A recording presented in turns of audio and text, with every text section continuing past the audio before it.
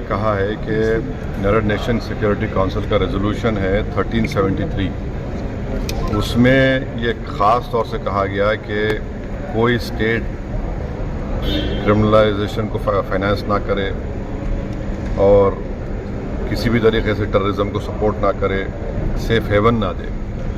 तो Pakistan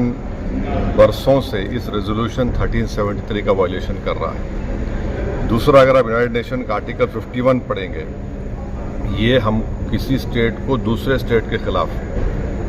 self defence में action लेने का इख्तियार देता है और उसमें एक वर्ड है बेलिजेंट रिप्राइजल्स, इसको हम इस्तेमाल करना चाहिए, मैंने कहा। और तीसरा ये कि हमारे संविधान में आर्टिकल 355 है जो ये कहता है कि यूनियन पर एक ड्यूटी है एक्सटर्नल एग्रेशन से स्टेट्स को बचाने के लिए। तो ये तीनों चीज़ें हैं सरकार के सामने और वो जो मुनासिब समझते हैं इन टेररिस्ट ग्रुप के खिलाफ,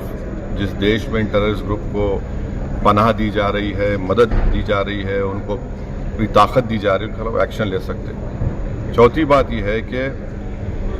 इंटरनेशनल लॉ इस बात की इजाज़त देता है कि हम नेवल और एयर ब्लॉकेट करें पाकिस्तान के सेल्फ डिफेंस में और सैंक्शंस लगाएं पाकिस्तान के ऊपर, ख़ास तौर से आर्म्स सेल्स में। इसके बाद मैंने ये कहा कि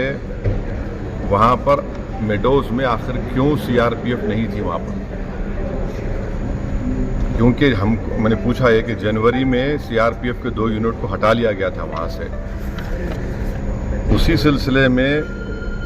मैंने ये भी पूछा कि क्विक रिएक्शन टीम को 1 घंटा लगा ऊपर पहुँचने के लिए, जब तक ये पूरे शयातीन, ये तमाम जालिम लोग वहाँ पर मज़हब पूछकर गोली मारते रहे। और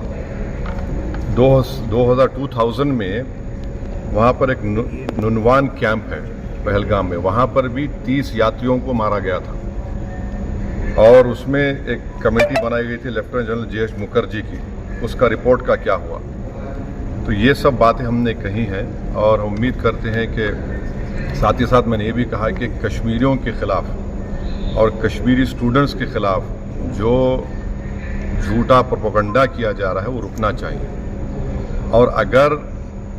लोग सोशल मीडिया में या टीवी चैनल के कोई एंकर्स हैं, ये भी मैंने कहा, अगर वो हिंदू मुसलमान नफ़रत में इजाफा करेंगे तो वो लश्कर तैयबा मुस्कुराएगा उनके ऊपर, पाकिस्तान मुस्कुराएगा उनके ऊपर। आप इस तरह से किसी एक समुदाय को जो इस बाइज़्ज़त इस मुल्क के शहरी हैं और मुसलमानों का इससे कोई ताल्लुक़ है ना कभी रहेगा, यकीनन हम मान रहे हैं कि इन दहशतगर्दों ने किसी का रिलीजन पूछकर उनकी जान ली, वो कंडेमनेबल है, मेरे पास तो अल्फाज भी नहीं है। मगर अगर आप उसके जवाब में अगर यह करेंगे तो फिर हम उन लोगों को ताकत बख्श देंगे जो इन्होंने इस तरह का टेररिज्म किया। अब ये सरकार के ऊपर है और हमने इंडस वाटर ट्रीटी के बारे में कहा कि बहुत अच्छी चीज़ है कि हम नहीं बोल दिए, मगर आप बताइए हम पानी कहाँ रखेंगे? पानी तो कहीं रखना पड़ेगा ना आपको। तो और इसमें आप देखिए कि इंडस वाटर ट्रीटी में जो चिनाब का इलाका है वो पूरा पहाड़ी इलाके से पानी जाता है, जहलम का जो है वो ज़मीनी इलाके से जाता है और वर्ल्ड बैंक इसका इंटरलॉक्यूटर है। तो इस पर हमने कहा कि इस पर देखने की ज़रूरत है और सरकार जो भी एक्शन लेगी हमारे देश के तमाम लोगों को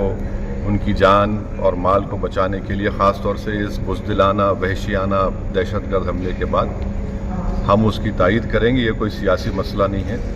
ये हमारा नेशनल मुफाद है, नेशनल इंटरेस्ट में है और हम उनके साथ खड़े रहेंगे।